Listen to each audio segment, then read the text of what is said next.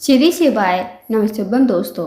जैसे कि दोस्तों आप सब जानते हो, कल है रविवार का दिन और रविवार के दिन पड़ रही है पंचमी तिथि, जो कि बहुत ही खास और विशेष होती है। बस दोस्तों, आपको 11 चावल के दाने से अचूक उपाय करना है। यदि आप इस उपाय करते हो तो जो भी आपकी मनोकामना होगी, चाहे वो धन को लेकर हो, व्यापार को लेकर हो, नौकरी को लेकर हो, या फिर आपके जीवन की कोई अधूरी मनोकामना हो, काफ़ी दिनों से अधूरी पड़ी हो, तो इस उपाय करने से आपकी मनोकामना अवश्य ही पूरी हो जाएगी।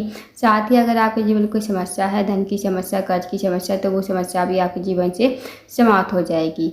पूज्य गुरु जी कथा को सुनकर उपाय को अच्छे से समझाने का प्रयास करेंगे। तो आइए दोस्तों जानते हैं उपाय कैसे करना है। दोस्तों, पहला जो उपाय है वो है मनोकामना पूर्ति के लिए। यदि आपकी कोई मनोकामना है, धन को लेकर, व्यापार को लेकर, नौकरी को लेकर, या फिर आपके जीवन की कोई अधूरी मनोकामना काफ़ी दिनों से अधूरी पड़ी हो, तो इस उपाय को अवश्य कीजिएगा। इस उपाय करने के लिए सबसे पहले आपको लेना है 1 लोटा जल आपको लेना है स्टील के पात्र में। साथ ही आपको लेना है थोड़ा सा कच्चा दूध और 11 चावल के दाने। जो आप 11 चावल के दाने लोगे ना, वो खंडित नहीं होने चाहिए, इस बात का ध्यान रखना।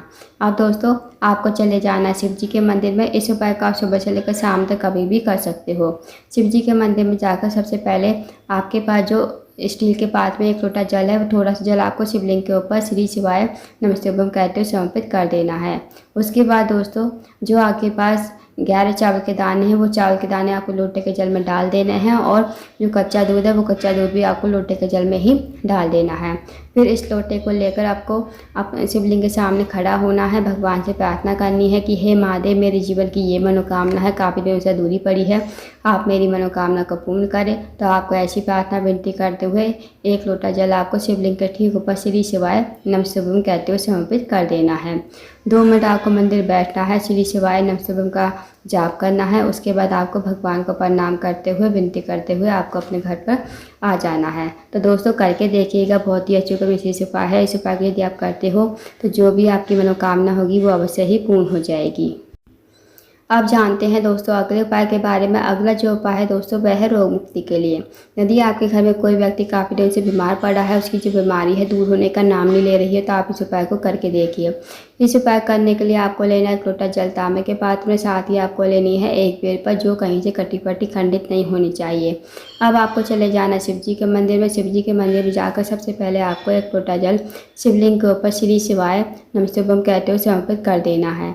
उसके बाद दोस्तों, जो आपके पास 1 बेलपत्र है, वो बेलपत्र आपको अपने हाथ में रखनी है। भगवान से प्रार्थना करनी है कि हे महादेव, मेरे घर का ये व्यक्ति है, काफ़ी दिनों से बीमार पड़ा है, इसकी जो बीमारी है धीरे धीरे ठीक हो जाए। आप इसका मतलब उस रोगी व्यक्ति का नाम लेते हुए, गोत्र बोलते हुए, इस बेलपत्र को आपको कुंदकेश्वर महादेव का नाम लेते हुए शिवलिंग के ऊपर समर्पित कर देना है। उसके बाद दोस्तों, आपको 2 मिनट मंदिर में बैठते हुए श्री शिवाय नमस्तुभ्यम का जाप करना है। अब जो आपने बेलपत्र चढ़ाई थी ना शिवलिंग के ऊपर, वो आपको महादेव से विनती करते हुए औषधि के रूप में आपको अपने घर पर लेकर आनी है। इस बेलपत्र को घर पर लाकर उस रोगी व्यक्ति को खिलाना है। जो रोगी व्यक्ति आपके घर में काफ़ी लंबे समय से बीमार पड़ा है, उसको आपको कुंदकेश्वर महादेव का नाम लेते हुए इस बेलपत्र को चबा चबा कर खाने को कहना है। यकीन मानिए दोस्तों, यदि आप इस उपाय करते हो तो जो भी आपके घर में व्यक्ति रोगी है, बीमार है, उसकी जो बीमारी है धीरे धीरे ठीक हो जाएगी।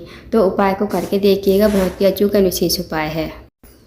अब जानते हैं दोस्तों अगले उपाय के बारे में। अगला जो उपाय है, अगर आपके जीवन धन की कमी है, पैसों की तंगी है, या फिर आर्थिक तंगी से बहुत ज़्यादा परेशान हो, आपके घर में माता लक्ष्मी का वास नहीं है, माता लक्ष्मी आपसे रूठी हुई है, तो इस उपाय को अवश्य कीजिएगा।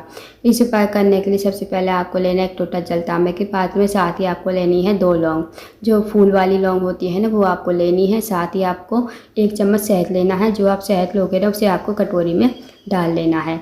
इस उपाय को आप सुबह से लेकर शाम तक कभी भी कर सकते हो। अब आप चले जाइए शिव जी के मंदिर में।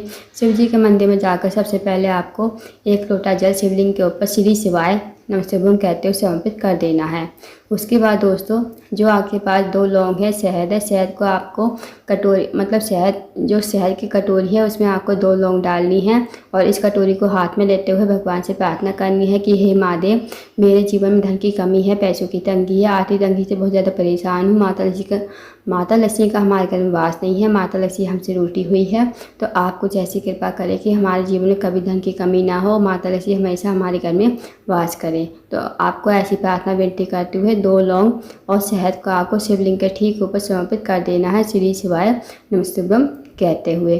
फिर 2 मिनट आपको मंदिर बैठना है, श्री शिवाय नमः शिवाय का जाप करना है। फिर आपको भगवान को प्रणाम करते हुए, विनती करते हुए आपको अपने घर पर आ जाना है। तो दोस्तों करके देखिएगा, बहुत ही अच्छे के विशेष उपाय है। इस उपाय यदि आप करती हो तो जो भी आपके जीवन धन की समस्या है वो समस्या आपकी दूर हो जाएगी।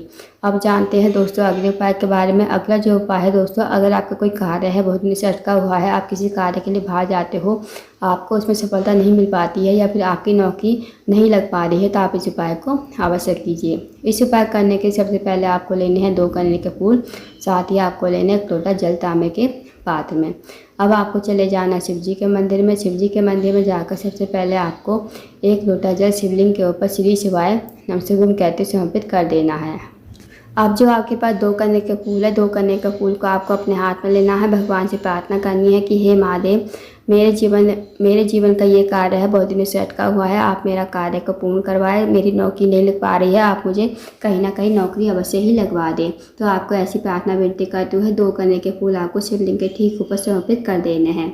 2 मिनट आपको मंदिर बैठना है, श्री शिवाय नमस्तुभ्यम का जाप करना है। उसके बाद आपको भगवान को प्रणाम करते हुए, विनती करते हुए आपको अपने घर पर आ जाना है। तो दोस्तों करके देखिएगा, बहुत ही अच्छा निश्चित उपाय है। इस उपाय को यदि आप करते हो तो जो भी आपका कार्य अटका हुआ है वो कार्य आपका पूर्ण हो जाएगा, आपकी नौकरी भी अवश्य ही कहीं ना कहीं लग जाएगी। तो करके देखिएगा दोस्तों, बहुत ही अच्छा विशेष उपाय है।